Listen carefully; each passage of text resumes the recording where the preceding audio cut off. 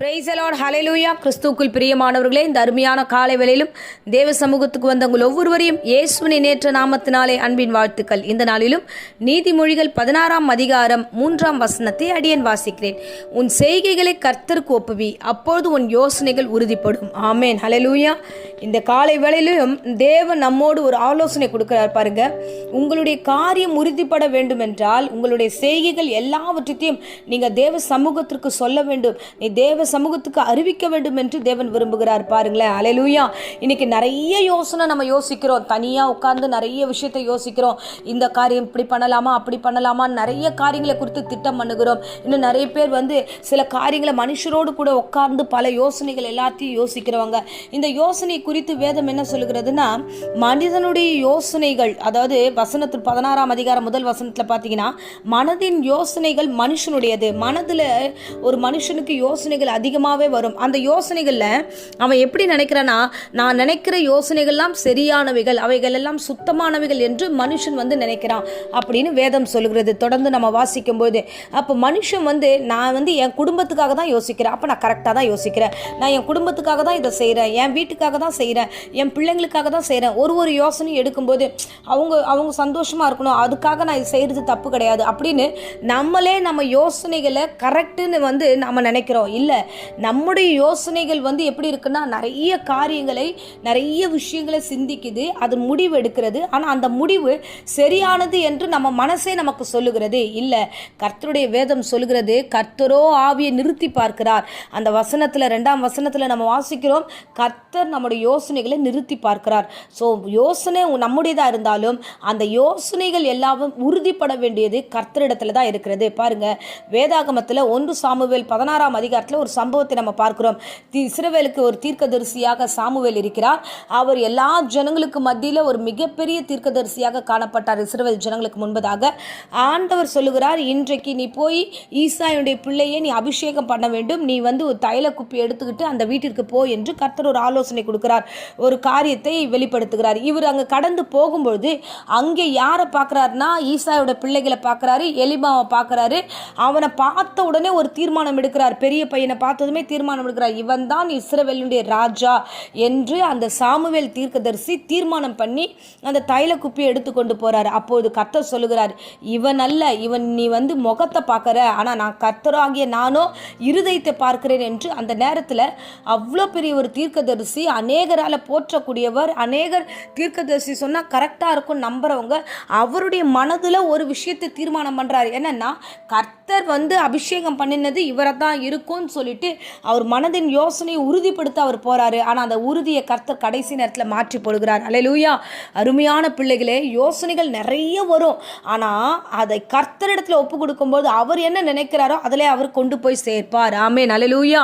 அந்த வசனத்தினுடைய வார்த்தைகளை நம்ம பார்க்கிறோம். ஒரு தீர்க்கதரிசி, அவர் அநேகருக்கு முன்பு சாட்சியாய் வாழ்ந்தவர், அவருக்கு மைண்ட்ல தோணுனதை கூட கர்த்தர் அங்க முடிக்க விடல. ஏன்னா மனுஷனா இருக்கிற நாம நிறைய காரியங்களை மனுஷரிகமாகவே யோசிக்கிறோம், மனுஷரிகமாகவே நம்ம செயல்படுகிறோம். கர்த்தரோ வேற. கர்த்தர் என்ன பண்ணுகிறார் தெரியுமா? ஆவியை நிறுத்தி பார்க்கிறார். கர்த்தரோ இருதயத்தை நிறுத்தி பார்க்கிறார். கர்த்தரோ இருதயத்துக்குள்ளான காரியங்களை ஆராய்ந்து அறிகிறவர். அல்லேலூயா. அப்ப ஆண்டவர் சொல்லுகிறார், அம்மா நான் உன் விஷயத்தை நான் முடிக்கணுமா, நான் உன்னுடைய காரியத்தை எடுக்கணுமா, நீ முதலாவது நீ என்ன செய்ய போறீங்க, நீங்க என்ன காரியத்தை செய்ய போறீங்க, முடிவெடுக்க போறீங்க, இந்த விஷயத்துல இதை பண்ண போறீங்களா, அது எல்லாவற்றையும் நீங்க கர்த்தரிடத்துல ஒப்பு கொடுங்க. ஆண்டவரே, இந்த காரியம் நான் செய்யட்டுமா, இந்த காரியம் நான் கடந்து போகட்டுமா, இதை உங்களுடைய சித்தமா ஆண்டவரே அப்படின்னு கேட்டு அவருடைய சமூகத்தில் ஒப்பு கொடுத்துட்டு நீங்க போகும் பொழுது அதை கர்த்தர் உறுதிப்படுத்துவார்.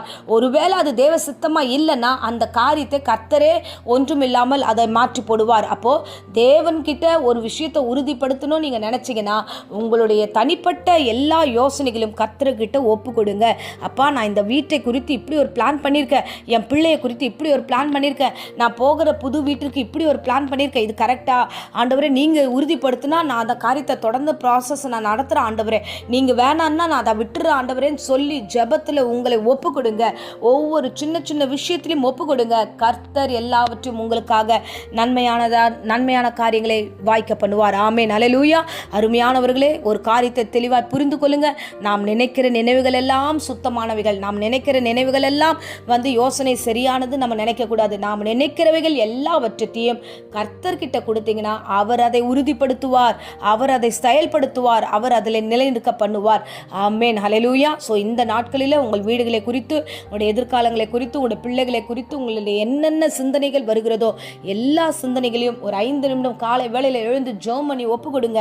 ஒரு விஷயத்தை துவங்குவதற்கு முன்பதாக ஜெபம் பண்ணிட்டு அங்கிருந்து போங்க. 2 பேர் 3 பேர் கூடும்போது வருவேன்னு சொன்னவர், நீங்கள் ஜெபிக்க முழங்கால் படியிடும் போது ஆவியானவர் உங்கள் பட்சத்தில் வருவார். நீங்க என்ன ஜெபிக்கிறீர்களோ அதை என்னன்னு கர்த்தர் லிசன் பண்ணி கேட்பார். கேட்டு அவர் அந்த காரியத்தை தூதர்களை கொண்டு முன்னே போய் ஆண்டவர் கோணலானவைகள் எல்லாவற்றையும் சரிப்படுத்துவார். ஆமென். அல்லேலூயா. ஆகையால விசுவாசத்தோட ஒப்பு கொடுத்து ஜெபம் பண்ணி காரியத்தை ஒப்பு கொடுங்க. அவர் உறுதிப்படுத்தட்டும். அவர் உறுதிப்படுத்தினாதான் அது நமக்கு ஆசீர்வாதமாய் அமையும். ஆமென். நாம எடுக்கிற முடிவெல்லாம் ஆசீர்வாதமா இருக்குமோ இருக்காதோ தெரியாது. ஆனால் கர்த்தர் உறுதிப்படுத்தினா அது ஆசீர்வாதமாய் அமையும். ஆமென். இந்த நாளிலும் காலை வேளையில் உங்களுக்காக அடியேன் ஜெபிக்கிறேன். அன்பு ரட்சகா, நீர் கொடுத்த ஆலோசனைக்காக நன்றி. ஆண்டவரே, பிள்ளைகள் ஒவ்வொரு தீர்மானத்தை எடுத்திருக்கிறார்கள். ஒவ்வொருவருடைய இருதயத்தில் ஏராளமான யோசனைகள் வந்து கொண்டிருக்கிறது. அந்த யோசனைகள் எல்லாம் பாதப்படியில் அர்ப்பணிக்கிறோம் ராஜா. அவங்க பிள்ளைகளை குறித்து, வீட்டை குறித்து, எதிர்காலத்தை குறித்து என்னெல்லாம் பிளான் பண்றாங்களோ மார்னிங் டைம்ல இந்த பிளான் ஆண்டவரை உம்முடைய கரத்தில் கொடுக்குறோம். ஆண்டவர் அந்த பிளானை நீர் ஆண்டவரே அப்பா ஆசீர்வதித்து உமக்கு சித்தமானால் அதை வாய்க்க பண்ணுங்க, வழி நடத்துங்க, ஆசீர்வதிங்க. உம்முடைய விருப்பம் இல்லாமல், உம்முடைய திட்டம் இல்லாமல் எதுவுமே நடக்கக்கூடாது ராஜா.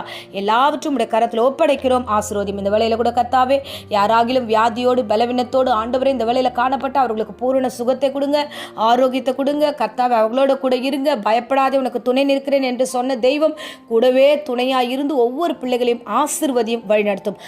மட்டும் காத்தவர் இனியும் தொடர்ந்து காத்துக்கொள்ளும். இயேசுவின் நேற்று நாமத்தில் ஜெபித்து ஒப்பு கொடுக்கிறேன் ஜீவனுள்ள நல்ல பிதாவே.